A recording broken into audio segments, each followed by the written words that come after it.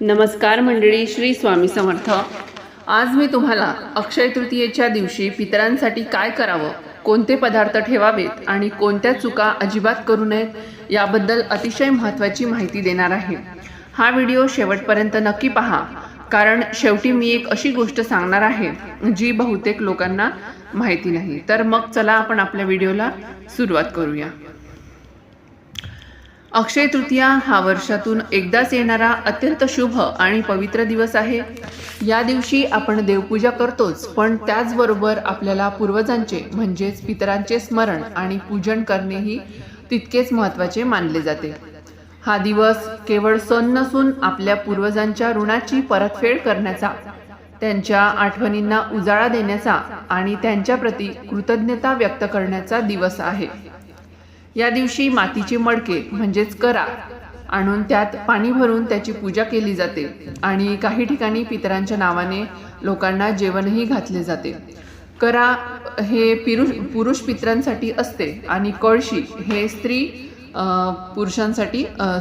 स्त्री पितरांसाठी असते। तर अक्षय या शब्दाचा अर्थ आहे कधीही न संपणारे, म्हणजेच या दिवशी केलेले पुण्य, दान आणि उपासना हे कधीही नष्ट होत नाहीत। त्यामुळे या दिवशी केलेल्या प्रत्येक चांगल्या कर्माला विशेष महत्त्व आहे। विशेष करून या दिवशी दान करणं खूप महत्त्वाचं मानलं गेलेलं आहे। तर शास्त्रानुसार सकाळ व संध्याकाळ देवांसाठी मानली जाते, तर दुपारची वेळ पितरांसाठी योग्य असते। तर त्यामुळे पितरांचा नैवेद्य दुपारी साधारणतः 12 ते 12:30 वाजेपर्यंत दाखवावा। आता नैवेद्य बनवताना पितरांसाठी जो आपण स्वयंपाक बनवतो तो कसा बनवायचा, तर स्वयंपाक घरचाच असायला हवा, बाहेरून आणलेला नसावा। शिळे अन्न वापरायचे नाही। स्वच्छता खूप महत्त्वाची आहे। अन्नात केस किंवा अशुद्धता येणार नाही याची काळजी घ्यायची। अन्न बनवताना, स्वयंपाक बनवताना मन शांत आणि पवित्र ठेवून स्वयंपाक करायचा। पितरांसाठी स्वयंपाक करताना शक्यतो त्याच्यामध्ये कांदा लसणाचा वापर आपल्याला करायचा नसतो। पितरांना तळलेले पदार्थ, खीर हे अत्यंत आवडीचे असतात, तर त्यामुळे आपल्या स्वयंपाकामध्ये ते सुद्धा ॲड करायचे असतात। तर तुम्हाला माहितीच आहे की अक्षय तृतीयेच्या दिवशी आपल्याला काय काय बनवायचं असते, त्याच्यामध्ये पंचामृत वगैरे येतं। तर तुमच्या शक्यतेनुसार मी जे तुम्हाला सांगते ते तुम्ही बनवू शकता। पुरणपोळी, वरण भात, कढी किंवा आमटी, उडदाचे किंवा मुगाचे वडे, खीर, आणि यामध्ये उडदाचे आणि मुगाचे वडे जे आपण बनवतो अक्षय तृतीयेला किंवा पितृपक्षामध्ये किंवा अक्षय तृतीयेला जेव्हा आपण वडे बनवत असतो, तर जनरली आपण जेव्हा कोणता सण वगैरे असला, समारंभ वगैरे असला, तर आपण वडे बनवताना त्याच्या मधामध्ये एक छिद्र करत असतो। तर या अक्षय तृतीयेला किंवा पितृपक्षात वडे बनवताना त्याला तुम्ही छिद्र करू नये, ते अख्खेच्या अख्खे तसेच बनवावे। त्याच्यानंतर खीर, तांदूळाची किंवा गव्हाची खीर असते। आमच्याकडे जास्त करून तांदूळाचीच खीर बनवली जाते। तुमच्याकडे कोणती कशाची खीर बनवतात ते मला कमेंटमध्ये सांगा। आणि भाज्या असतात विविध, अळूची भाजी, भेंडीची भाजी, गवार, मेथी, शेपू इत्यादी या भाज्या आपल्याला पितरांना आवडणाऱ्या भाज्या आहेत। चटणीमध्ये विशेषतः तिळाची किंवा जवसाची चटणी असते। त्यानंतर कोशिंबीर असतं, पंचामृत असतं, फळांचे तुकडे असतात, केळी, सफरचंद, चिक्कू, डाळिंब, तुमच्या पूर्वजांना जे आवडत असेल ते पण तुम्ही त्याच्यामध्ये ॲड करू शकता। पापड असते, कुरडई असते, भजी असतात, मध आणि साजूक तूप असतं।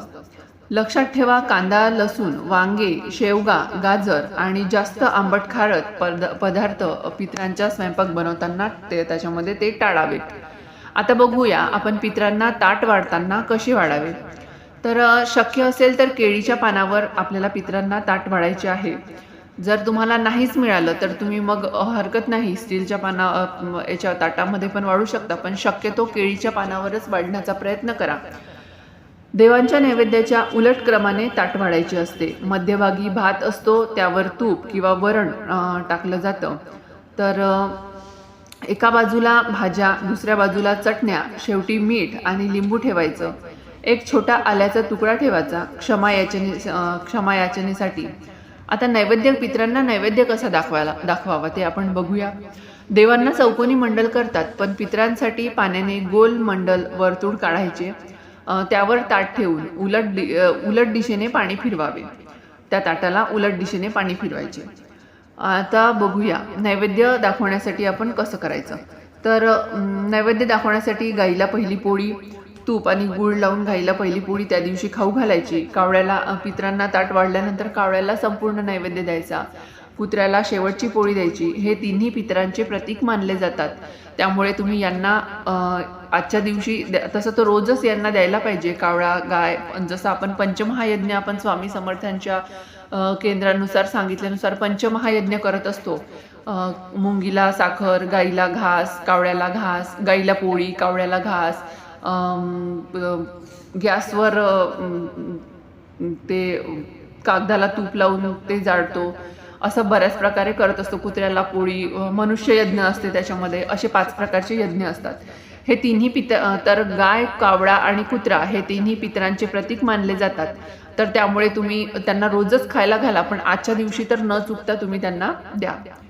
तर दान आणि सेवा या दिवशी गरिबांना अन्नदान करणं खूप महत्त्वाचं आहे. एखाद्या गरजू व्यक्तीला तुम्ही कपडे असेल किंवा अजून काही ते तुम्ही दान करू शकता. ब्राह्मणांना भोजन देऊ शकता, वस्त्रदान करू शकता. एखादा गरीब पण खूप म्हणजे असा होतकरू शिकणारा अभ्यासू मुलगा असेल किंवा मुलगी असेल, त्याला त्याची परिस्थिती नसेल तर तुम्ही त्यांना पुस्तकं वगैरे दान करू शकता किंवा अजून काही अशा बऱ्याच गोष्टी आहेत दान करण्यासारख्या. तर आजच्या दिवशी केलेलं दान हे अक्षय मानलं जातं. त्यामुळे दान आणि सेवा या दिवशी करणे आवश्यकच आहे. आता महत्त्वाचे काही नियम आहेत, तर ते आपण पाहूया. अक्षय तृतीयेच्या दिवशी पितरांना नैवेद्य दाखवल्याशिवाय आपण स्वतः जेवू नये. त्यांना नैवेद्य दाखवून झाल्यानंतर मगच आपण सगळ्यांनी जेवायला घ्यायचं. स्वयंपाक करताना शांतता राखावी. चिडचिड, भांडण, राग, मोठ्याने हसणे टाळावे. या दिवशी शांत मनाने आणि निर्मळ मनाने असा स्वयंपाक करावा. दक्षिण दिशेला तोंड करून स्वयंपाक करू नये. अन्न वाढताना बोलू नये. अशा काही गोष्टी आहेत त्या आपण पाळायला पाहिजे. तर पितरांच्या नावाने जेवण कोणाला द्यावे, तर ज्यांचे आईवडील हयात नाहीत अशा व्यक्तींना जेवायला घालावे. म्हणजे ज्यांचे आईवडील दोघेही वारलेले आहेत अशा व्यक्तीला पितरांच्या नावाने तुम्ही जेवायला बोलवू शकता. पुरुष, स्त्री किंवा विधवा यानुसार योग्य व्यक्ती निवडावी. जेवण देण्याआधी त्यांना घरी बोलवून त्यांना व्यवस्थित तिलक वगैरे लावून आदराने त्यांना बसवावे आणि मग जेवू घालावे. अशा श्रद्धेने आणि नियम पाळून केलेली पूजा पितरांना समाधान देते. त्यामुळे त्यांची कृपा आपल्यावर राहते आणि पितृदोष कमी होण्यास मदत होते. जर ही माहिती तुम्हाला उपयुक्त वाटली असेल तर नक्की शेअर करा, लाईक करा आणि आम्ही अमरावतीकर या चॅनलला सबस्क्राईब करायला विसरू नका. श्री स्वामी समर्थ. जय जय स्वामी समर्थ. जर तुम्हाला अशाच धार्मिक आणि उपयोगी माहिती हवी असेल तर लगेच आम्ही अमरावतीकर या चॅनलला सबस्क्राईब करायला विसरू नका आणि आपल्या कुटुंबियांना देखील हा व्हिडिओ शेअर करा. श्री स्वामी समर्थ. जय जय स्वामी समर्थ.